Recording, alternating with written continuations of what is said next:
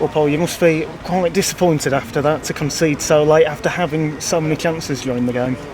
Yeah, I feel like a broken record at the moment. I think you've seen the game here tonight and we've dominated large patches of it. We had an unbelievable chance with 5 minutes to go. The ball's stuck in the mud as well on the line. It would have gone in if it hadn't have had mud all over it. And then we concede in the 94th minute, and even then after that we have another chance, which goes over the bar from 2 yards out. So proud of the effort. I thought the boys put in a right shift here tonight. Difficult to come. You get judged on a Tuesday night in Yorkshire away from home. So I'm not disappointed with the performance. Just very, very disappointed with the result. When looking at your team, you've been saying so many players out injured as well. It just shows the grit that the players have got that have been able to come in. Yeah, I think we had 9 players not available to us today, and that's that hurts you. We ended up with Rory Deacon being in a position where he'd been booked earlier, silly booking in our opinion, and then it was only a soft foul, but he could have got sent off. That would have cost him the Arsenal game, so we had to take him off. And as I said, I thought Affy and Jamie Smith, who came in, they play for other teams, they train with us, but that's the situation that we're in. The 2 defenders that we had available to put on the pitch were lads that are playing for other clubs at the moment. And looking at the table, are you in a position where you're looking at the table now, or is it a case that your mind is more on game by game rather than a fixed period? No, listen, we were very aware that when we started, what I would consider the proper run after the Wimbledon game, that we were probably 10th, 11th in the table and comfortable. Since then, mainly away games. We've had 3 away games, not got results, and we're very close to getting at least 5 or 6 of the 8 back. And I think when that happens and we get some squad depth, then we'll be fine this season. For me, with the FA Cup run this year and the way it's gone, as long as we're playing National League football, it's been a sensational year for the club.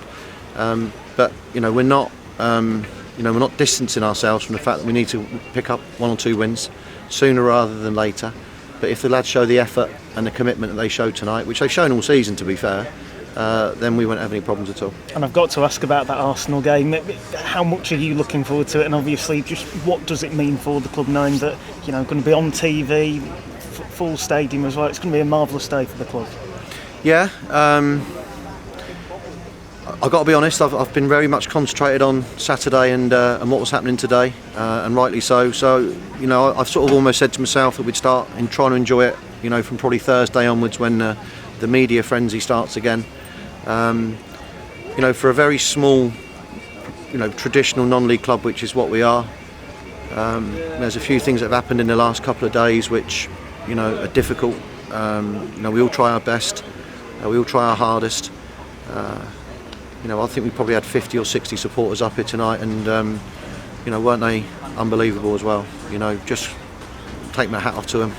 Tried to say hello to everyone before the game even started, because that's the people that you appreciate the most. Is those ones that stick behind us all the time, and very positive about this football club.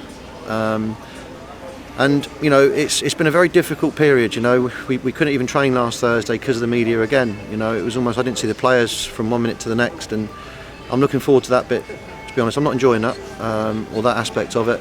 But what I will know is that our supporters and the club will have the most memorable day next Monday. To think the champions, of England, and they played in the Champions League Cup final. We underestimated, all of us, how massive Arsenal are. What support they've got over the world. It's from Brazil, Korea, right the way to Brazil, Norway, Italy, and it's overtaken us and almost sunk us really in the amount of requests. And the thing is with us, we always try and be approachable. We try and speak to everyone, and it's been a difficult. Like I say, it's been a difficult last week. Amazing situation on Sunday with literally thousands of people queued up for the tickets. And, obviously, as I said, there's been 1 or 2 things that have gutted me really this week. So it's a weird one, it's a great experience, but in the same time you pick up 1 or 2 things that, maybe you're not, you're naive in it. And Arsenal have probably got 150 people looking after their press, and their tickets, and I expect every player's got a PA, and we haven't got anyone, and I think that the club in the main has coped magnificently with what's happened. And just for the fans, the ones that have been with you since you took charge, that reward for them, that must be the nice side of it, knowing that they're going to be able, to experience that and be a part of that. Yeah, listen, we had I think we had 752 people at the Boreham Wood FA Trophy game.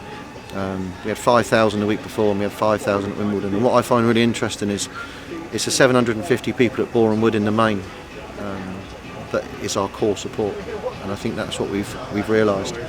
And I hope that they know that we're trying to do them proud.